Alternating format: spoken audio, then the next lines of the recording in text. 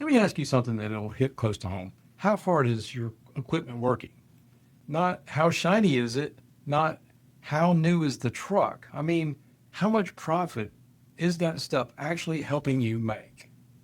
Because it's easy to get excited about buying assets, trucks, trailers, skid steers, laser levels, office build outs.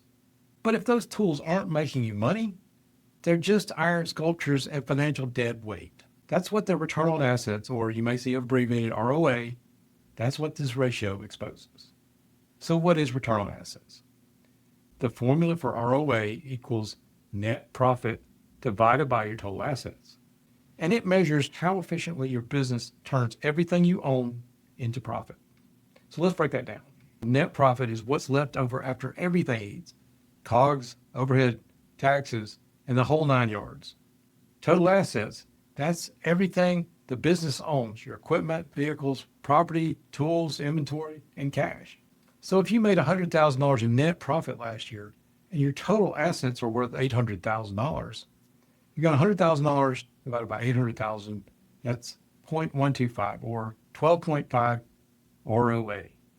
That means every dollar of assets generated 12.5 cents of profit. Not bad. But if you have $1.5 million in assets and only made $50,000, that's an ROA of 3.3%.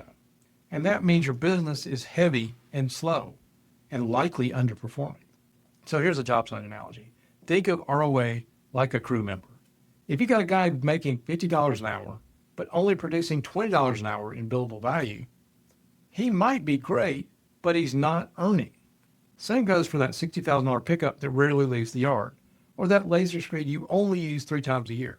If it's not helping you build profit, it's just sitting there bleeding value. So what is a good ROA? It depends on your business type and how asset heavy you are. 10+%, that's solid. Your assets are working efficiently. If you're between 6 and 9%, well, that's acceptable, but could be leaner or busier.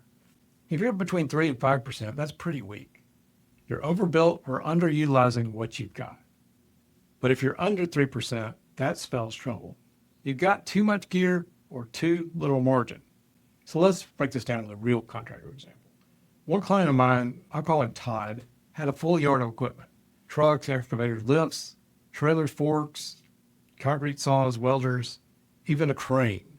He was very proud of it until we ran the return on assets. Net profit, $120,000. Total assets, $2 million. Return on assets, 6%. And it was trending down. Turns out half the gear only got used once a quarter, and one of the trucks hadn't been driven in 3 months. We sold off underused assets, outsourced specialty work, and focused on leaner operations with higher volume. Next year, net profit was $180,000.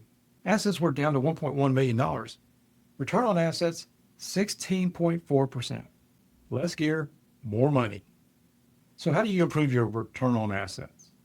Number one, sell or lease idle assets. If it's not in use 70% or more of the time, question why you own it. Number two, outsource specialized work. That niche equipment, it might be cheaper to sub out than maintain. Number three, get more mileage out of what you own.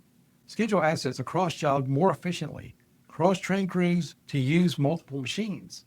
Number four, focus on profitable work, not just volume.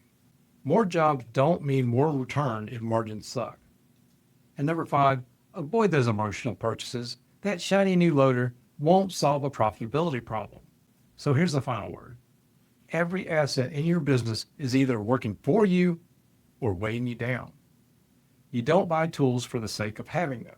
You buy them to build margin.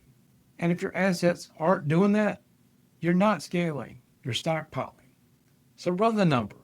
Know what your gear is actually doing for you. And remember, if your tools aren't building profit, they're just overhead with paint jobs.